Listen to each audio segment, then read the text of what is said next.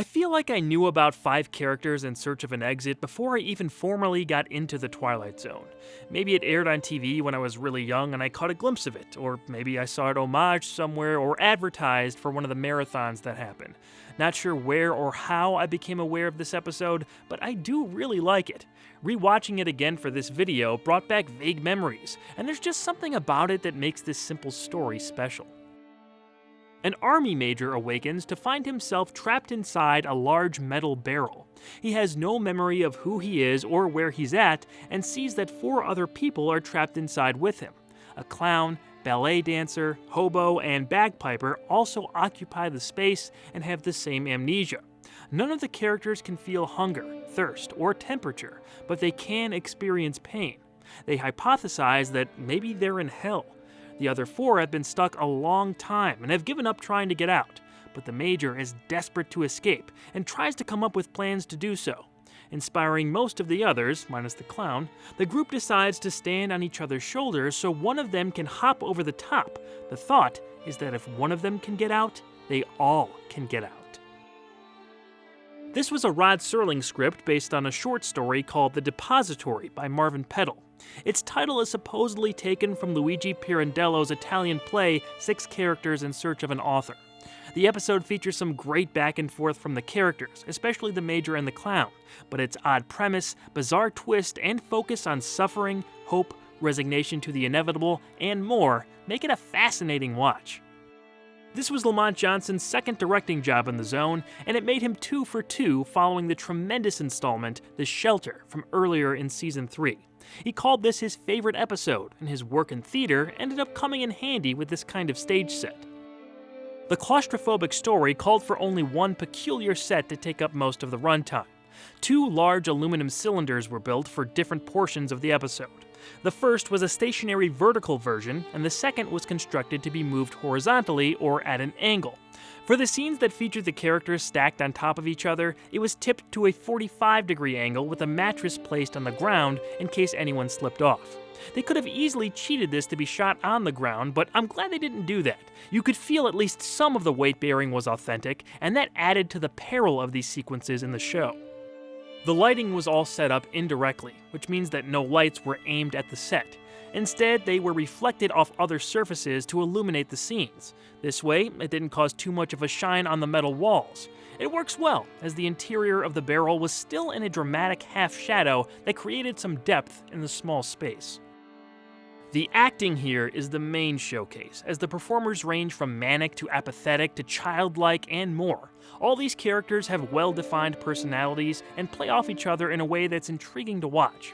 Being the newest person to wake up in the barrel, the Major is the most eager to get out of there. He tries everything he can think of to find a way, as the clown mocks him for even attempting. Their dynamic is the most interesting. We're here because we're here, because we're here, because we're here. You're wasting your time, you know that, don't you? You're an idiot. An energetic idiot. But an idiot.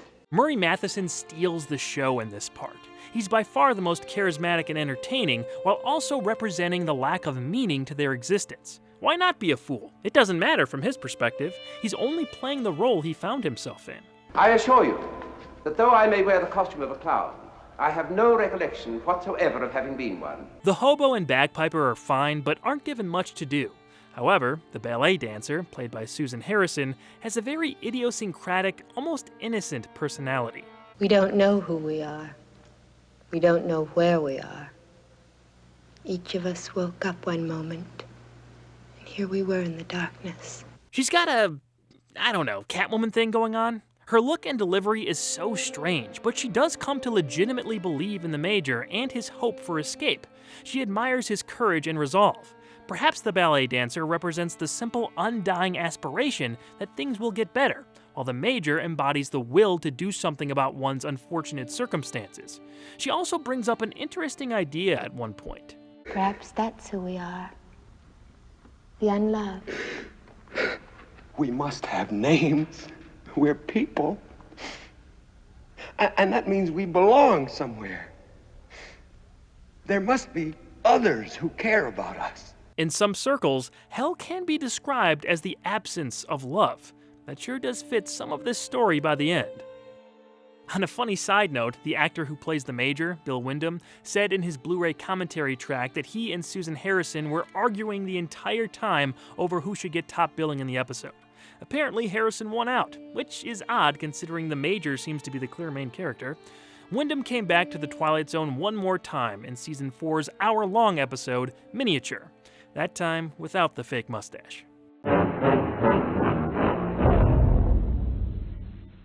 After the first failed attempt leaves the ballet dancer injured, the rest of the group stack up again, but this time, the Major uses his broken sword as a grappling hook with the help of the others' torn clothing. To their surprise, it works. The Major escapes the barrel, but immediately falls into the snow below. A large hand reaches to pick him up, and the truth is revealed. All the characters in the barrel are toys. They're being collected for a Christmas doll drive to benefit a local girls' home. The bell they heard outside that shook the whole place earlier was that of the woman asking for donations. All the characters are shown back in the barrel in their natural state. The ballet dancer's hand clasps the Major's as tears roll down her lifeless face, and the episode concludes. Hell of an ending, huh? I'm sure I'm not the only one getting Toy Story vibes, right? Apparently, this wasn't an inspiration for those movies, but the idea of the absence of the love of a child being some kind of hell for these dolls does sound kind of familiar. Perhaps they are unloved only for the moment. In the arms of children, there can be nothing but love. A couple last-minute tidbits. The actress playing the little girl on the street corner is Mona Houghton, daughter of series producer Buck Houghton. Years later, Buck relayed to the Twilight Zone companion author, Mark Zickery, that she was very nervous beforehand, and he was anxious about having her involved in the show. She did a fine job for the couple lines she had in her only role in the series.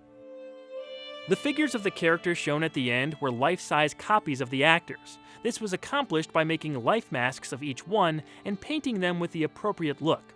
The heads were planted on mannequin bodies, and it turned out to be a good way to wrap things up. This is a great one, a weird, captivating, first-rate installment.